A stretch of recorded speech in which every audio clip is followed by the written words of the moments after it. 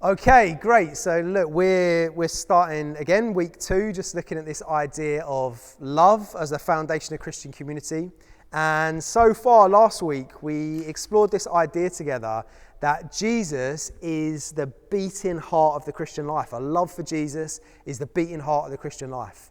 And so much of this comes out of a place of responding to his love towards us. See, I've heard it said before that you are what you love. And maybe that's why owners start to look like their dogs.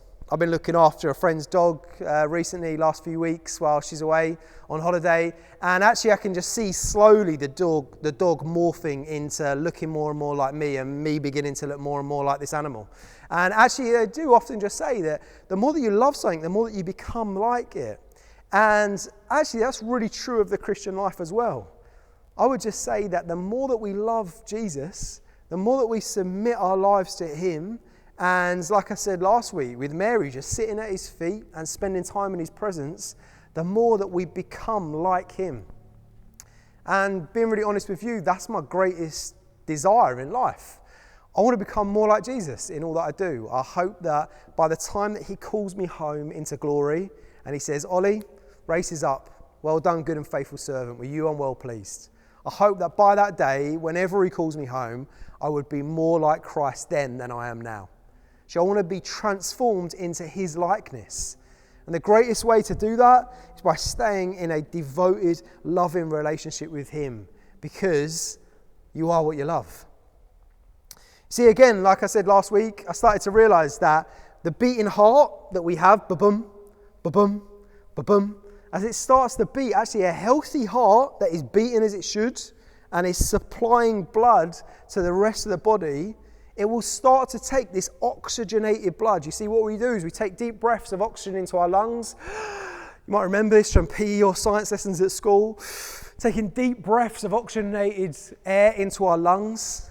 And then that gets picked up through our little capillaries and taken towards our heart. And our heart then sends it in the bloods, in our little red blood cells, start shooting all around the body with these little bits of oxygen, and they supply the whole of the body with the life-giving oxygen that we breathe in from the air around us. And I would suggest that as well. I would suggest that actually, if we have a healthy beating heart and response towards God and a love towards him, if I have a daily, devoted and loving desire to follow Christ and say my life is built on him and him alone, actually that's the healthy part at the very center of the core of who I am. That will then bring life into every other part of the body and who I am. Actually, it all comes out of a place of relationship with the living God. Because out of that place then I will bring life. Just like the heart supplies oxygenated life to the body, the Christian life built on a foundation of loving Jesus brings life into every other place and every other part of the body that it meets. This is a phrase that, again, I picked up from a book that I just so loved reading during lockdown. Just a book here by Alan Scott. It's called Scattered Servants. And actually, as I was reading it, was just phrasing that was appearing in it. And it just said, we will bring life to everyone, everywhere, every day. You see, that's how I long to live my life. I want to have a daily life, every day devoted to the love of Christ in all that I do. And as I do those things, I will start to see that everywhere I go, I will bring that love for Christ that I have in me, working out in me, to everyone that I meet. You see, the Christian life is about being a disciple, a follower of Jesus. And as I do, I take something of myself and who I've now been created and made to be as a follower of Christ to now bless and influence everyone, everywhere that I go, all of the time. See, what's fascinating is we're really, and you may be watching this, maybe you're gathered with your family watching this, maybe you're part of one of the embodied meetings at the building listening to this, but we often are gathered groups of individuals, aren't we? We're all individuals. Some of us are more individual than others. You know, I quite like my individual shoe choice that I choose at certain points. But all of us, we often feel that we're just individuals and we gather with one another in these groups or these communities or these bodies that we're part of. And in each of them, we bring something of ourselves into those communities. And I would suggest actually, as we bring something of ourselves, we bring it out of a place of loving Jesus first and foremost. And in doing that, we will then be a blessing to everyone else in the communities and neighbourhoods and families and churches and workplaces and towns in which we live in. You see, we are gathered individuals in each of these different expressions of bodies that we live our lives amongst. You know, I would say what was really fascinating is just during lockdown, you started to see that a little bit more. I started to think a little bit more about the neighbour that I was to the people I live next door to. I started to think a little bit more about the father that I was in the household that I belonged to. Started to think a little bit more about my extended family, about my friendship circles that are around, because we start to consider the places in which we live out our daily lives. And I don't just want to bring something of myself, I want to bring the best of myself and my love for Christ in order to be a blessing to all those that I meet. See, let's remember, let's do all of this out of that daily moment of devotion to God and love for Him. Not just trying to be nicer people, not just trying to do better things, not just trying to be more effective and more efficient in the way that we care and look after the people that are amongst, but we do all of it out of an audience of one, out of a devotion and love for Christ in what we do. So a couple of weeks back now, Dave Holden spoke to us, and he used 1 John, a letter that John writes, as kind of a point in which he was then able to teach into this idea of love as the foundation of Christian community. I just want to read an extended part from that letter. So I'm going to read this from the Message translation. This is 1 John chapter 4, verses 7 to 21. And this is the part that just explores this idea that God is love. And when I start to consider this idea that God is love, I then start to see how that then, and me as a follower of Christ who loves Him, then affects every part of my daily life and the way in which I live. So, here we go. God is love. 1 John 4, verse 7. My beloved friends, let us continue to love each other, since love comes from God. Everyone who loves is born of God and experiences a relationship with God. The person who refuses to love doesn't know the first thing about God, because God is love. You can't know Him if you don't love. This is how God showed His love for us. God sent His only Son into the world so we might live through Him. This is the kind of love we're talking about. Not that once upon a time loved God, but that He loved us and sent His Son as a sacrifice to clear away our sins and the damage they've done to our relationship with God. My dear, dear friends, if God loved us like this, we certainly ought to love each other. No one has ever seen God, ever. But if we love one another, God dwells deeply within us, and His love becomes complete in us. Perfect love. This is how we know we're living steadily and deeply in Him and Him in us. He's given us life from His life. From His very own Spirit also, we've seen ourselves and continue to state openly that the Father sent His Son as Saviour of the worlds. Everyone who confesses that Jesus is God's Son participates continuously in an intimate relationship with God. We know it so well. We've embraced it, heart and soul, this love that comes from God. Verse 17 and 18, God is love. When we take up permanent residence in a life of love, we live in God and God lives in us. This way, love has the run of the house, becomes at home and matures in us so that we're free of worry on Judgment Day. Our standing in the world is identical with Christ. There's no room in love for fear. Well-informed love banishes fear. Since fear is crippling, a fearful life, fear of death, fear of judgment, is not one yet fully formed in love. We, though, are going to love. Love and be loved. First we were loved, now we love. He loved us first. If anyone boasts, I love God, and goes right on hating his brother or sister, thinking nothing of it, he's a liar. If he won't love the person he can see, how can he love the God he can't see? The command we have from Christ is blunt. Loving God includes loving people. You've got to love both. Oh, wow, that is a blunt landing, isn't it? Loving God involves loving people.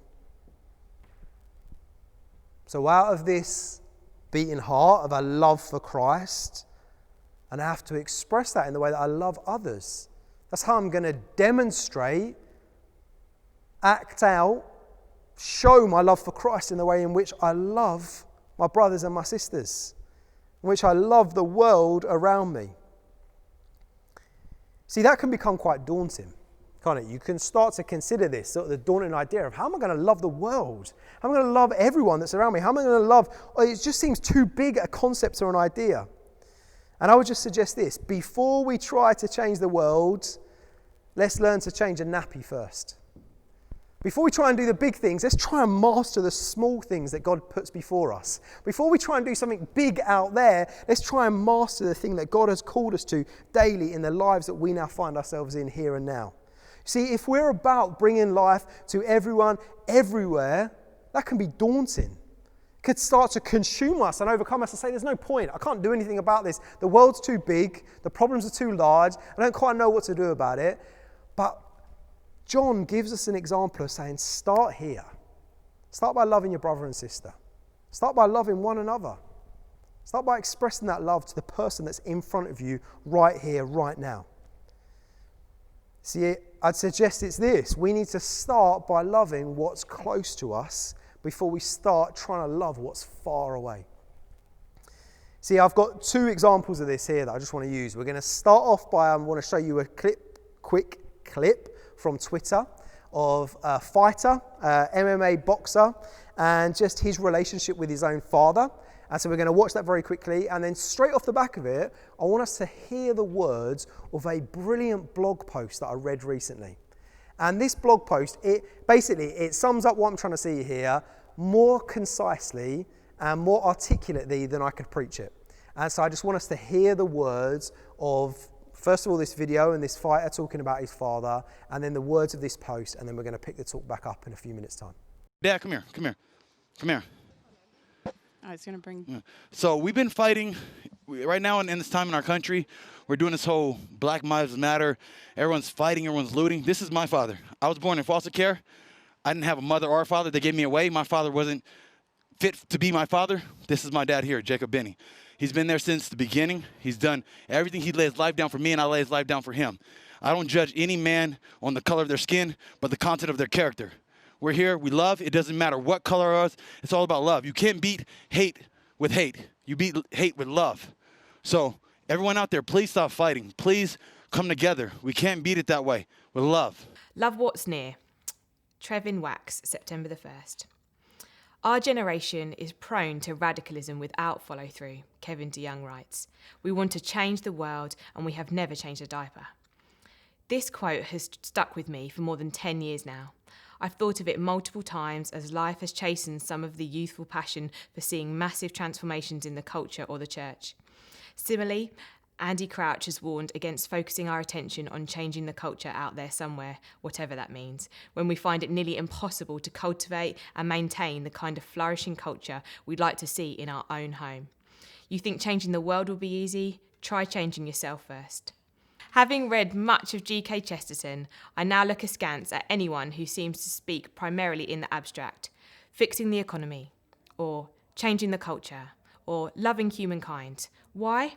Because it's easy to succumb to self-righteousness when you pursue utopian vision in regard to great and massive things.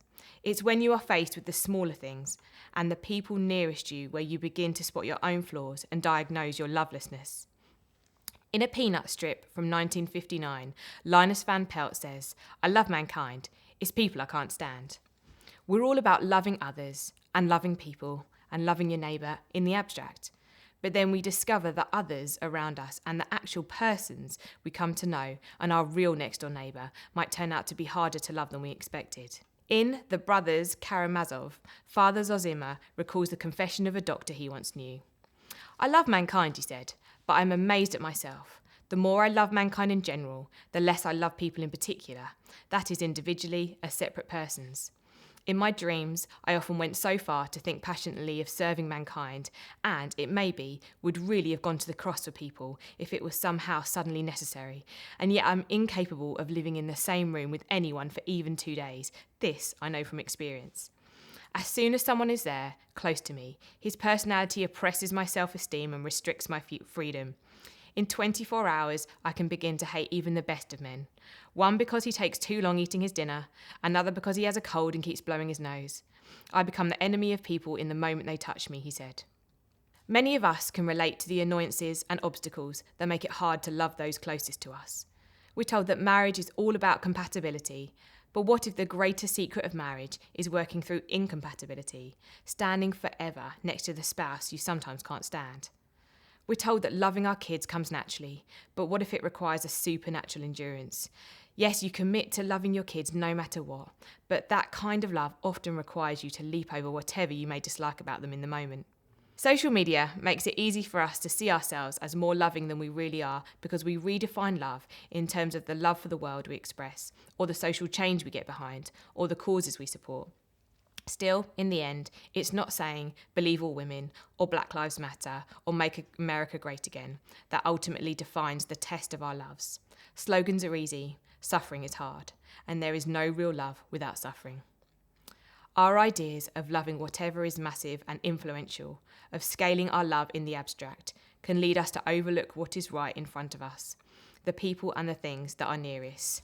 Emil Kamertz writes, "It is infinitely better to love one woman than to love women, to care for 5 friends than to care for 500, to live in a small house than live in a large one, and to be loyal to one country, one civilization, one religion, than to attempt to be loyal to all countries, all civilizations, and all religions."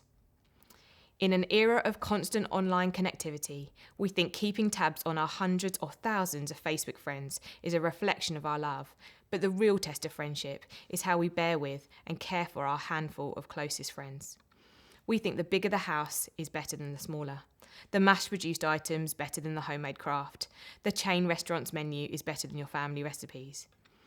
But what if it is in loving what is nearest to us, discovering what Kamertz describes as the romance of small things, where we are most likely to find happiness and bring about lasting change in the world? What if it's in the cultivation of culture at home, with our neighbours, with our church, where the most significant changes take place? All our efforts at building a better church or bringing about a more perfect union in our society will come to naught unless we first love what is nearest. We must love God before we run after what we think we can do for God. We must focus on our family before we can focus on the family. We must love our next door neighbour before we look for ways to improve the neighbourhood. We must love the church member with whom we have little in common before we can love the church.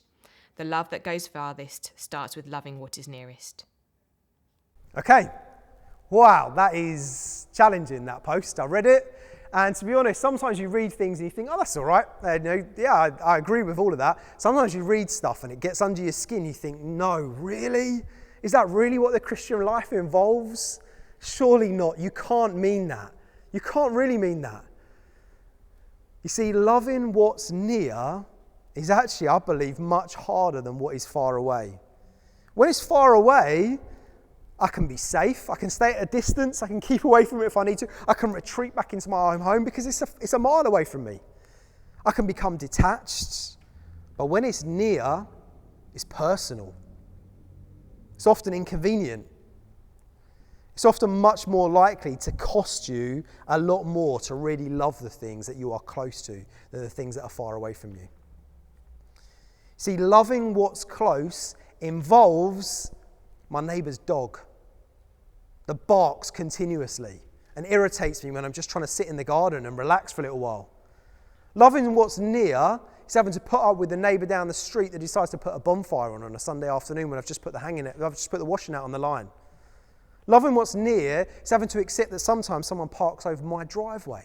Parking over my drive? That's my drive. What if we had to reverse out? I can't get out of this space because you've decided to park there. Loving what's near has to put up with the fact that not everyone has the same bin etiquette as me and leaves the top of the bin open so the seagulls peck the top of the bin out and scatters the rubbish all over the floor. Can you see how easy it can become to become irritated by the things that are close and personal around us? How do we really feel towards the people in our household during lockdown? How do we really feel towards our neighbour that we see regularly every single day and we think, oh, I can't wait to get away from that neighbour. Can't wait till I get to be away from them and free to live in a much nicer area than where I was once before. See, we must and we can learn to love what is near. That's the thing. Whenever Christ calls us to do something, he doesn't just say, come on, get on with it, do that. He also empowers us to live the Christian life that is pleasing to him. Because what does he do? He says, the helper. You can call out. The Spirit of God is accessible and available for us to be able to call upon him and ask for strength in our times of need. When I feel like this, God, you're asking too much of me. I can't do this. I can't love this person. At that moment is exactly when I'm able to come before God, say, Spirit of God, I need you to love this person. I need you to teach me and to train me and to give me the strength to show love in this circumstance and situation, to love my brother, to love my sister. You see, I started to notice little pockets of this just around, stories of lockdown that was going on. I want to just commend us as a church and thank you personally for the way that you responded towards loving people that are near to us in this town. We all of a sudden people go into lockdown that happened back in March. Immediately, what do people do? Can we set up a Love Eastbourne response to try and care for the needs of the town? What was it? 547 acts of kindness just shown towards people throughout the periods of lockdown, whether it was dropping off shopping, walking, caring for people, dropping off medication, giving phone calls, regularly doing drop-offs on vulnerable and isolated people that have been on their own. Why? Because there's a deep love of people for Christ, which then expresses itself in loving the things that are on our doorstep. This isn't someone else's problem, this is ours. It's on our doorstep. These are our neighbours, our neighbourhoods, our families, our friends. Sometimes our enemies that are amongst us, sometimes people that we deeply dislike, and yet we're called to love them and to serve them in all that we do. Where else do I see it? Some of you guys were involved in the Make Lunch project that fed vulnerable families throughout the summer months. People turned up to parts of the building here and over at St Barnabas as well, up into the Langley estate, just to feed local families that didn't have enough food throughout the summer to be able to put food on the table for their kids. What instead happened, Christian response, let's feed families and do all that we can in being able to do those things and show the love of God towards those things that are deeply close towards us. There are people in this church who walk daily up on Beachy Head every single day because it's on our doorstep. Because it's a thing that we look at. And sometimes we look at it in its beauty. We say, what a privilege it is to live in this place. We have deeply devoted people, followers of Christ. So I'm going to show my love for him in the way that I daily show my love towards others on my doorstep that are near and that are close. I'm going to inconvenience myself on days when I wouldn't rather be doing it. And evenings when it's freezing cold and it's pouring down with rain, I'm still going to walk on those cliff tops because I long to demonstrate and show the love of Christ to people that I meet that are right on my doorstep here. You heard this morning about a Safe Families initiative. You would have seen a little interview and video that was just put together, an initiative that was going to be set up in Eastbourne. See, it's a deeply practical way in which we can express a love of Christ for those things that are near. Let's start with what is near. If God has called us to this town, to this place, to this community, to these people, let's start by showing the love of Christ here where we can and where we can change and transform lives in the way that we demonstrate a love for Jesus in all that we do. See, we do all of this out of a place of I said this last week, not doing it to pay God back or to impress him in all that we do. We do all of this out of a place of loving Jesus. Because the more that we love him, the more that we become like him. His Spirit longs to work in and through us, his people. We begin to be the life-giving communities. If the heart is beating and the blood is flowing and the blood is oxygenated and full of the Spirit of God, it travels out and it brings life to every single part of the body that it meets. Whatever workplace you end up in this week, you're a life bringer in the place that you go. Whatever family you're sitting amongst now, whoever your neighbour is next door, you are a life-giving follower of Jesus, devoted and loving. He's given you all that you require and need to bring life into the community and the circumstance and the situation, the workplace, the environment that you travel into. God longs to work in and through you. He longs for you not to rescue them yourself, but to introduce themselves to the one who can give them life. I long to introduce people to Jesus because he's the life giver. He's the one that brings me to life, and I long for them to meet that same life-giving power that can be found in and through him. See, we're going to think a little bit more about this next time. We're going to think and we're going to spend a bit more time considering what does it mean to be those that bring life everywhere that we go, into every circumstance that we meet. So how are we going to land? We're going to land by singing and worshipping, turning our hearts to God once again. And as we do this, we're going to pray that he would fill us with his Spirit, that he would empower us to bring life to everyone we meet, everywhere that we go. Jesus, do that for your glory and fame, I pray. Amen. Let's sing.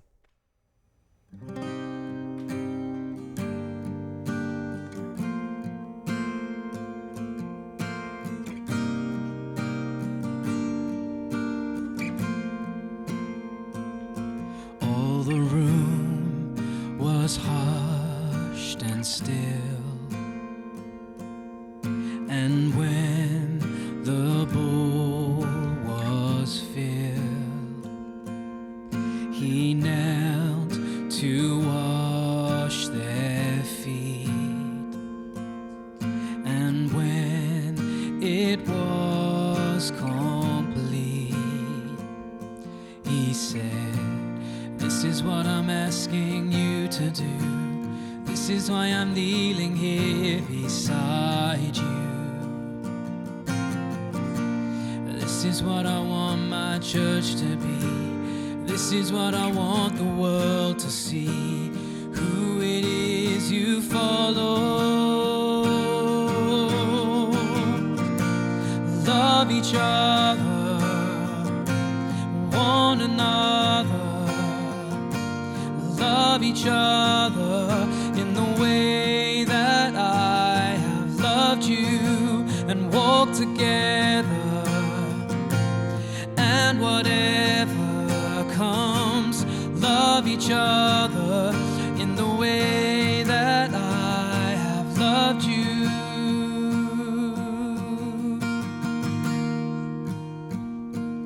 Let the room be hushed and still. Let us go to where he kneels and watch him as he serves, and learn his ways of love. He said, "This is what I'm asking you to do. This is why I'm kneeling here beside you. This is what I want my church to be. This is what I want the world to see. Who it is you follow. Love each other, one another. Love each other in the way that I have loved you. Walk together, and whatever comes, love each other in the way that I have loved you. Love each other, one another.